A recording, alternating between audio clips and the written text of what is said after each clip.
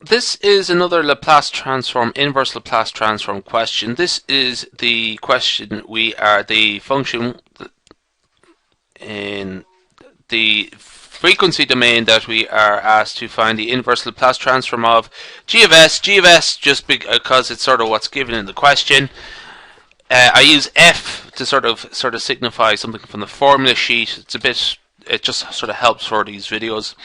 G of s equals s divided by s plus 3 squared. Now, we have usually what I sort of say is the denominator factorizable, but we have it sort of factorized there. On my website, mathsresource.com, I'll have my if you just look around there, I'll actually just write the name. Just bear with me 1 second. Mathsresource.com, I'll have a copy of the tables that I'm going to use. Now, if you look at these tables, you sort of say, what would sort of be equivalent to this here? And nothing sort of stands out immediately. Now, in these sort of situations you should do is try and find something that see if you can use the shifting theorem. So we're going to use the shifting theorem. It's halfway down the set of formulae, but essentially what I'm going to do is I'm going to let g of s,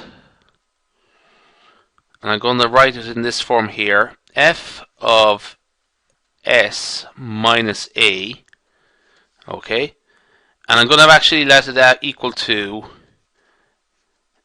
s plus 3, so I'm going to let a equal to minus 3. So let's just write out the whole thing again.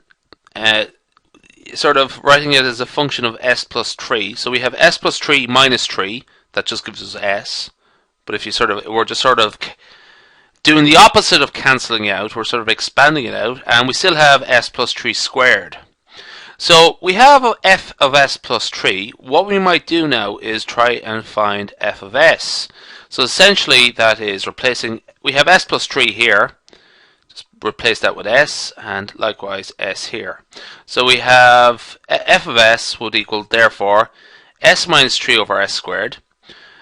How will we solve that? Well, actually what we can do is just sort of expand it out into two terms, s divided by s squared, which is just 1 over s, and minus 3 over s squared, and that's minus 3 over 1 over s squared. So this is something we should be. Those are fairly straightforward to sort of get the inverse Laplace transforms of those coming from the table. So if we want to find f of t, it's a very straightforward matter. Okay, I won't even go into it. Just look at it's the top few entries in the tables. 1 over s, and so essentially that's it there. 1 over s corresponds to 1. Minus 3 over 1 over s squared, that's just minus 3t.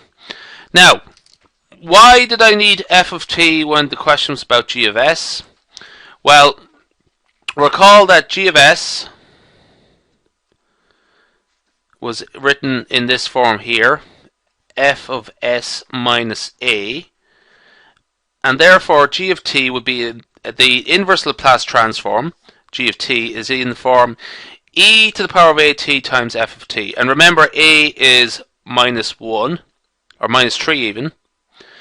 So the inverse Laplace transform is g of t, and that's equal to e to the minus 3t times 1 minus 3t. That's the inverse Laplace transform. Why am I doing that pound sign there for? Silly me. Inverse Laplace transform of g of s is equal to that. And that is the end of this video. It's a very short one. This one was relatively easy. Just as a quick remark, shifting theorems are very useful when you can't find an obvious answer. And just to sort of try and sort of coerce it into the particular form you are looking for. You can just sort of force it into the shape you're looking for, essentially. Alright, so this is a short one. Let's leave it there.